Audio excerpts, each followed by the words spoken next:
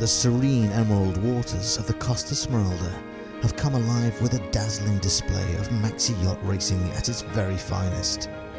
50 yachts competing in 7 classes, the Maxi Yacht Rolex Cup offers a breathtaking array of designs, from the splendour of the Super Maxis to the majesty of the Wallies, from performance cruisers to stripped out races.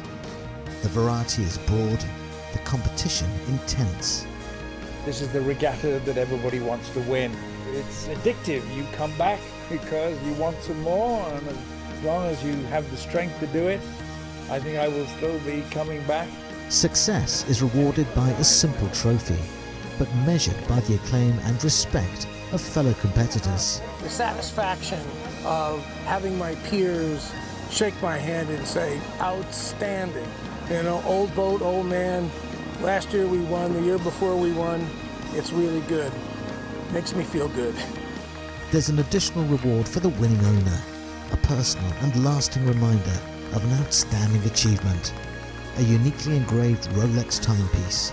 The pride of having a Rolex from the winner's circle is absolutely the top of the sport. As the 2017 Maxi Yacht Rolex Cup approaches its climax, we're about to discover who will receive this year's prizes and plaudits. The 2017 edition of the Maxi Yacht Rolex Cup saw a week of intense racing as a 50-strong fleet battled it out in the spectacular archipelago of Sardinia's Emerald Coast. Hosted by the Yacht Club Costa Smeralda in its 50th anniversary year, the fleet faced a challenging series of races from which champions emerged in all 7 classes. In the Maxi and Mini Maxi racing classes, Highland Fling 11 and Jetu both vanquished all rivals. And in the 2 Mini Maxi Racer Cruiser classes, Super Nicker and H2O fought off challenges to secure hard-earned victories. Despite facing stiff opposition, the new 107-foot yacht Rebelle won the Super Maxi class at the first time of asking, a memorable achievement. And in the Wallies, despite a late wobble, Galatea produced a winning performance to dominate an impressively strong field. This just left the Maxi 72 class, 5 evenly matched racing yachts competing for their World Championship title. Dieter Schoen's Momo came into the event as the form favourites and duly set about building an early lead with a masterful display of windward lured racing. However, the German-crewed Maxi 72 then found themselves having to work hard to hold on. They survived a nail-biting late challenge to win the World Championship title by just 1 point. Momo, Dieter Schoen. A well-deserved victory then that brought to a close this exciting and memorable edition of the Maxi Yacht Rolex Cup.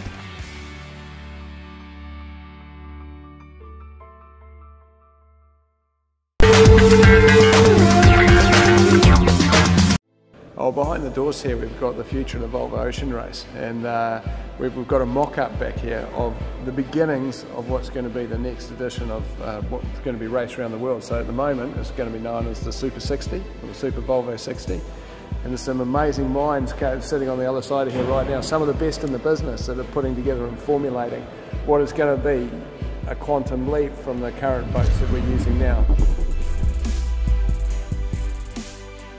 This is going to be a very, very challenging boat to sail. The sailors are going to have to really adapt and step up to it. I think there's going to be 5 trim tabs, between the rudders and on keel fins and curved dagger boards that hang out the side. And in the background you can see here, this is a mock-up of a deck spreader with a canting mast.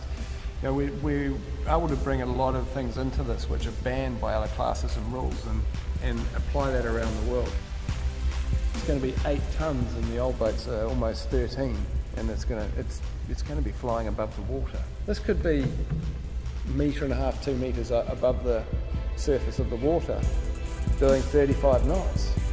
Anything that flies has to land, so, you know, and it's got to get it around the world. You know, it has to be safe for the guys. So this is the reason for the mock-up and having a lot of people coming to visit to get their thoughts as to how this might work. You can sit here and envisage it. When we started this process, we saw everything from 80-foot super foiling crazy maxis with wings hanging out the side of it. I think we went through 10 or 15 different designs to get to Guiana. And the key to this whole thing is future-proofing ourselves and making sure that we're going to be able to adapt the technologies of sailing in the future as well. So, you know, to do that, you've got to pull together the greatest minds of the sport, and that's sailors, that's engineers. So we've got all these people coming together now to give their thoughts and their experiences, the people that are going to build the boats. How do you make this happen in such a short period of time? So we've got to bring all these minds together to make sure this is representative of the future and all the knowledge that is out there for putting something together which is going to inspire the sailors, inspire the people watching the sport, and put us back at the pinnacle.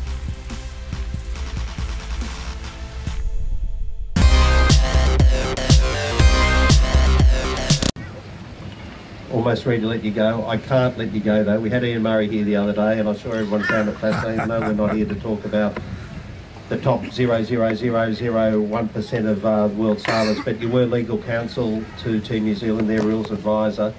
What I found fascinating, obviously the whole America's Cup thing is an arms race, but how you managed, how the whole team managed the arms race with the politics involved on a, you know, relative, a very, very, very modest budget. Maybe quick 2-minute overview on that.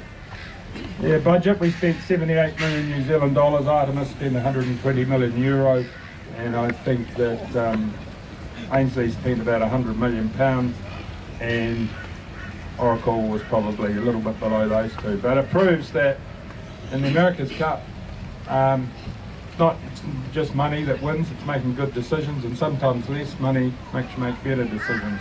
And you guys have got to go racing, so I can't talk about it all day, but Team New Zealand, as you would have read, had a lot of financial difficulties this time, had a clean out in the team, which in the end was good. We got younger talent in the design area, we had younger sailors, and a bunch of younger people and mixing with old experienced heads, and just a team that worked like hell. You talk about culture and flat management and all that that makes great teams. You know, we never talked about that, but we just did it. And the other issue, politically, usually, you know, America's Cup's always been about challengers working together to produce the best challenger to go up against the defender. This game was completely different because there was Oracle and their patsies, and you would have read about us. I think there's a book coming out calling us the Lone Wolf. It was certainly us against 5 others. And I think I was picking up delivering my rental scooter back to a guy in Bermuda, and he's pretty simple Bermudan, and I think he summed it up really well, because he said, you know, before you guys arrived, we knew all about these great teams, Oracle, Artemis, Ainsley, and how fantastic they were, and he said, then you dropped the nuclear bomb. and a simple Bermudan, yeah, we did. And what happened was they all swam inside their own fishbowl. We were outside it.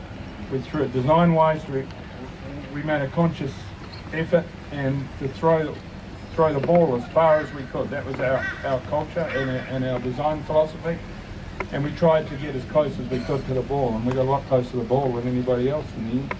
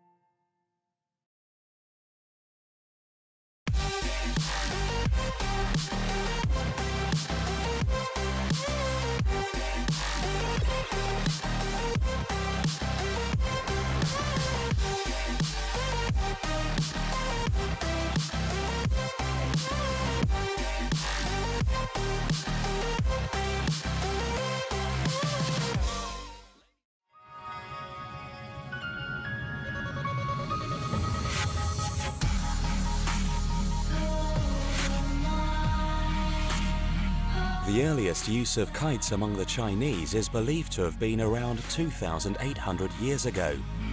Kites were used for measuring distances, testing the wind, lifting men, or for their military communication.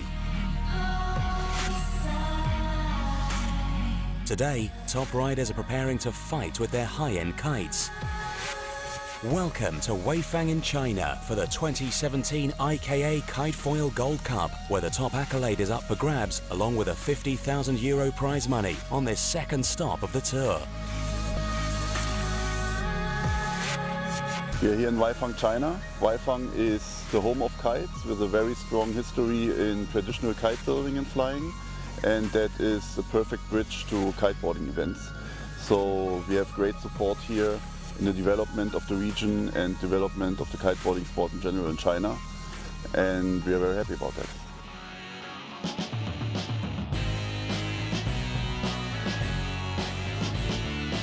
Light winds led to tricky conditions, which tested the riders, while the battles were fierce in front of Weifang's sandy shore.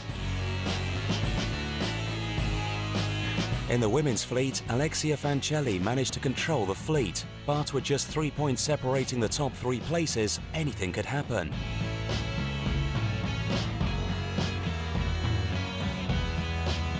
In the men's fleet, Teo Lostis tried hard but couldn't catch Axel Mazzella, leaving Mazzella to dominate the fleet, winning both the 2 races of the day, leaving Lostis 3 points behind in second.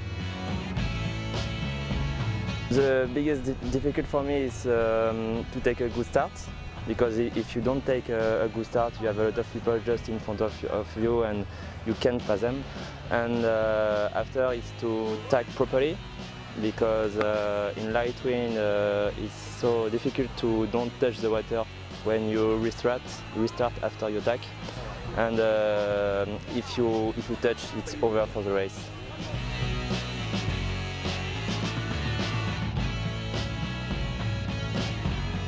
With a promising weather forecast for the days to come, more exciting action is expected during this Kitefoil Gold Cup in Weifang.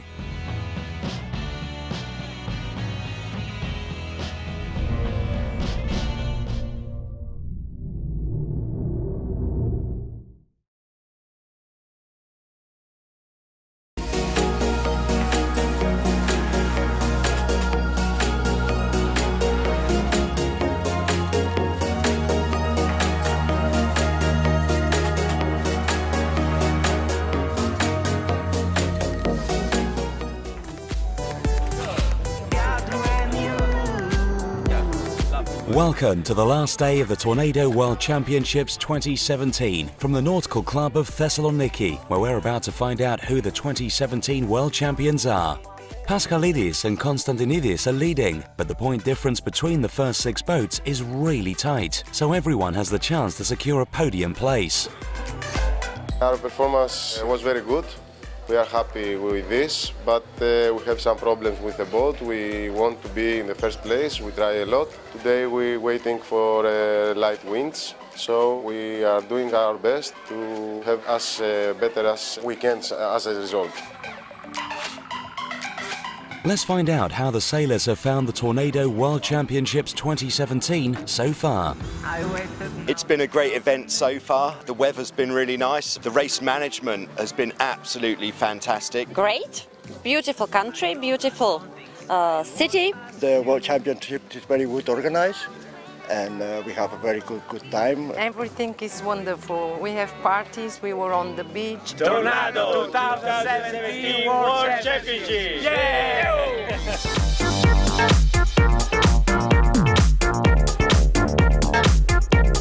There were challenging conditions on this final day of racing as the wind began from a northeasterly direction, ending up in a northerly direction with various changes along the way.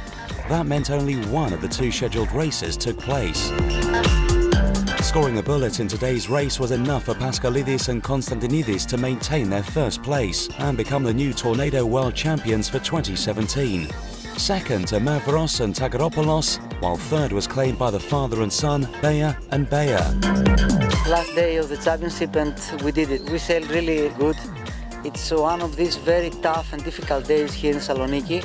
It's very rare, this wind direction. We enjoyed it really much because we did really good sailing during this championship. So we did it. In the mixed crew category, Pavlis and Pavlisova finished 7 overall, becoming the new 2017 Tornado World Champions. Second to Jürgen Jentz and Sarah Jentz, and third to Betts and Schuster. We are very happy to be at the first place and looking forward next year. Let's take a look at the final results.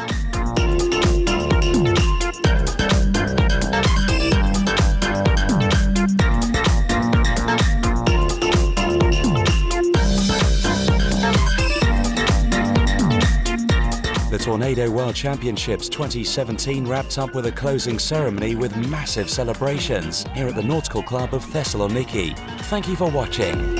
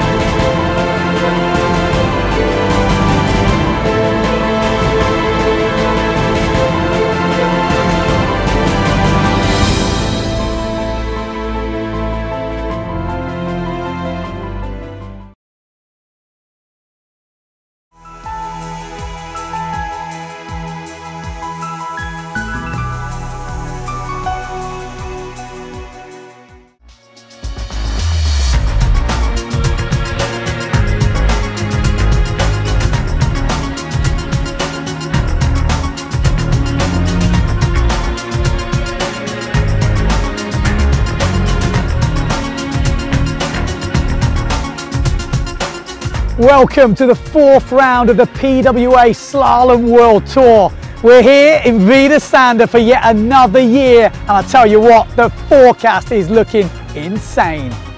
And the scene is set for an exciting week. In the women, we've got world titles on the line already. The runaway leader at the moment is Sarakita Offringer. She's had 2 first places. A first place here in Denmark will give her the win. So the second girls that are fighting it out to come back at her, Lena Erdl, she's at a 2nd place already, so she's in the game, but she would need to win here. Delphine Cousin sitting back in the rankings at the moment in 5th. She will need a win to get back in the game. Esther Hus and Guibault have got a chance, but again, they will need wins here. So it is all super tight, but Sarakita, she's definitely got the advantage. In the men, it's the usual suspects at the top of the fleet, but this year, Albo has got his mojo back, and he is absolutely killing it. But remember, last year he finished 9th here, so it's not his favourite event, so he's going to have to watch his back. Matteo Iachino got the win here last year, and a win here this year will put him right back at maybe at the top of the tree. We can't forget Pierre Mortefond, Ross Williams. So it is all going to go off this week. Like I say, the forecast is going crazy. We're going to be live streaming this whole week, so tune in to the PWA World Tour. It's going to be a good one.